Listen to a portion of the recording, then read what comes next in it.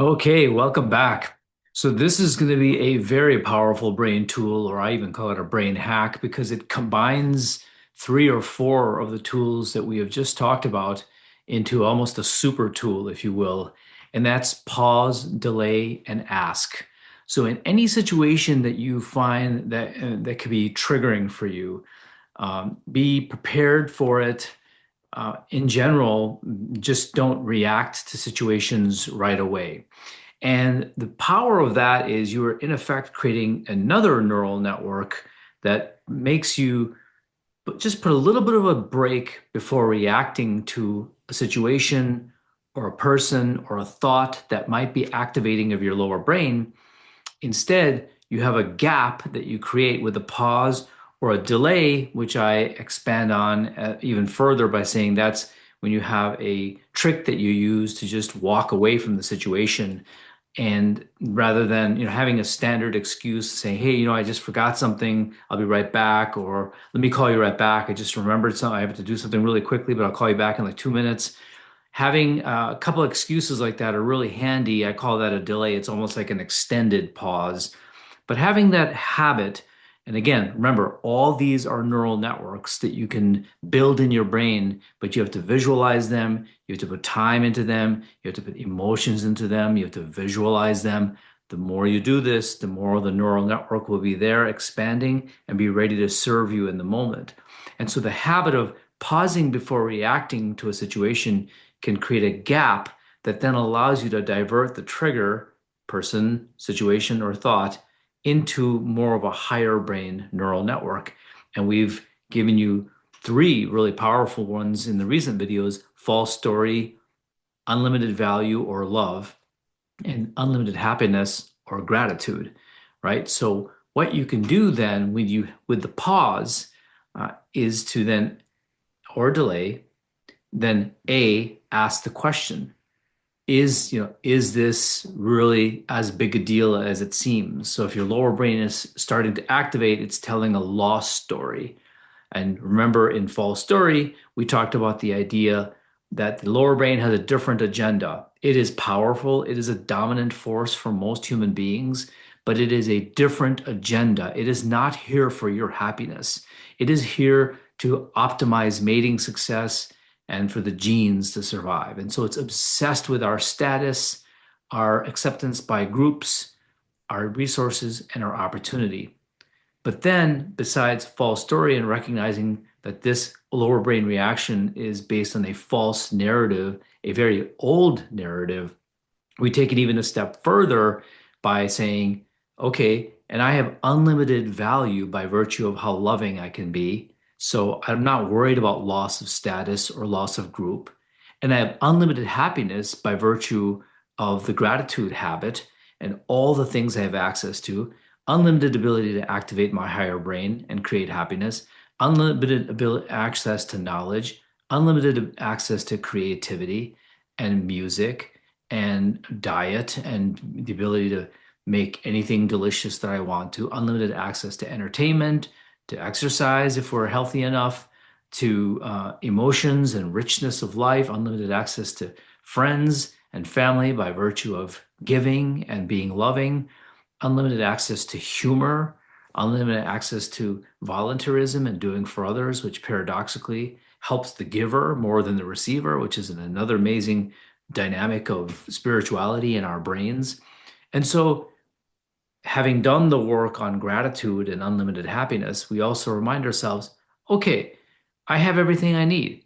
And so it makes false story even stronger because of unlimited value and unlimited happiness. And so finally, you could even add another question, right? So PDA, the A is ask the questions. Is this a true story or false story? It's almost always a false story. Do I have unlimited value? Yes. Do I have unlimited happiness? Yes. And you can even go a step further and say, do I have food or shelter? Yes. Then everything else is a narrative. Everything else is made up in the head. Or is it life or death? No, it's almost never life or death. For the lower brain, it's life or death, right? That's why it's dropping your dopamine in order to manipulate you for its agenda. But we're able to kind of cool that down and back off. Okay, so that's the idea behind PDA, it's almost like a super tool that combines multiple tools into one. And so just to summarize before I leave you, we can build this neural network and it prevents triggers from automatically activating the lower brain. You see, most people, as Socrates said, or Plato or Aristotle, the unexamined life is not worth living. I love that phrase. Most human beings, through no fault of their own, are not really being this conscious about their lives and their brains and how it's interacting. Well, that's what we're doing, is we're going to put new neural networks in there, because the problem is standard networks are causing triggers to automatically activate the lower brain. So you can build another neural network, like all the tools that we're teaching are all neural networks that we can build. And, and this is a powerful habit that will cause you to put a gap in between stimulus and response.